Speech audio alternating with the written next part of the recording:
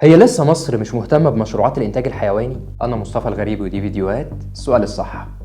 خلينا في البداية نقر ونعترف إن الأزمة الأوكرانية الروسية لفتت نظر العالم لحاجات مهمة كتيرة جدا، يمكن كانت من أهمها إنها دعوة للعالم لتحقيق الاكتفاء الذاتي من السلع الاستراتيجية المهمة اللي بيتم استيرادها من الخارج. ودينا شايفين أزمة الحبوب عاملة إزاي في العالم، بما إن الدولتين من أكبر وأهم مصدري الحبوب للعالم كله. المهم بقى بالنسبة لمصر، فالدولة كان عندها رؤية متقدمة شوية، واشتغلت على مشروعات كتيرة مهمة في إطار خطتها لتحقيق الأمن الغذائي تحديدا، زي التوسع في الزراعة والمشروعات الزراعية الجديدة اللي اتكلمنا عنها قبل كده في حلقة تانية، بجانب مشروعات الانتاج الحيواني. وزي ما احنا عارفين مصر بتستورد لحوم كل سنه بارقام كبيره جدا. ونقطه مهمه لازم تبقوا عارفينها كويس، وهي ان المشروعات دي ما كانش الهدف منها بس تحقيق الاكتفاء الذاتي، ولكن كمان تقليل فاتوره الاستيراد. زي ما احنا عارفين فاتوره استيراد مصر كبيره جدا جدا، ده بجانب كمان ان احنا محتاجين نوفر شويه دولارات. بجانب العنصر الاهم هو ان محدش يقدر يلوي دراعك طول ما انت بتنتج اكلك، فانت كده في الامان. حد ممكن يجي يقول لي طب انت يا حلو عمال ترغي بقالك كتير كده وما قلتليش برضه هي مصر عملت ايه علشان تحقق الامن الغذائي؟ الدوله عملت مزارع لتربيه وتسمين الماشيه من سلالات اللحم، ومزارع لتربيه الماشيه للالبان، بجانب انشاء مجازر آلية حديثه متكامله،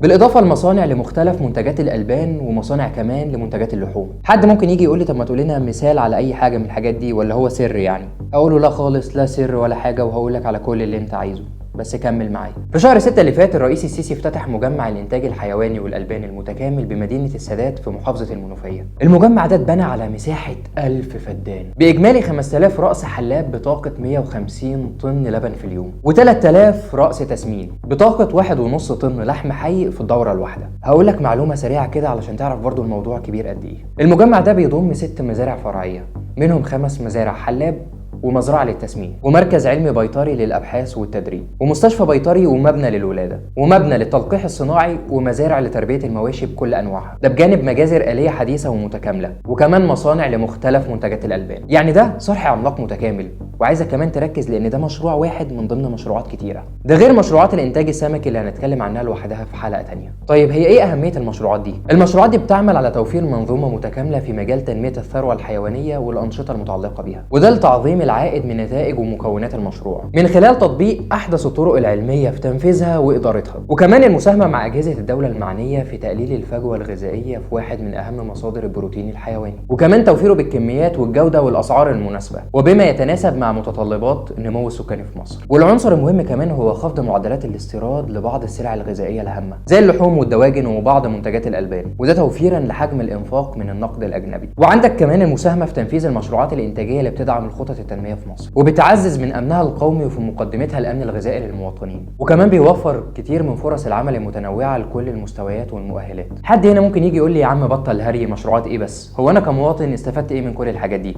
انت مش عارف كيلو اللحمه بيباع دلوقتي بكام؟ هقول لك تمام، حلو قوي، حضرتك استفدت او بتستفيد من كل المشروعات دي. ولو مش مصدق انزل بنفسك وشوف منافذ البيع المدعمه ومعارض اهلا رمضان، وكمان منافذ القوات المسلحه اللي حضرتك بتشتري منها، وشوف الاسعار في المنافذ دي بكام وبره بكام، وانت هتعرف انت استفدت من المشروعات دي ولا لا. اللحوم والمنتجات دي معظمها بيجي من المشروعات دي اللي انت مش شايف لها تاثير او اهميه عليك كمواطن. واعتقد ان كده لخصت لك سريعا رؤيه وجود مصر في مشروعات الانتاج الحيواني، والاستفاده كمان اللي هتعود عليك كمواطن من المشروعات دي. وهنا السؤال الصح، هل انت لسه شايف ان الدوله ما بتعملش حاجه غير الطرق والكباري؟ سلام.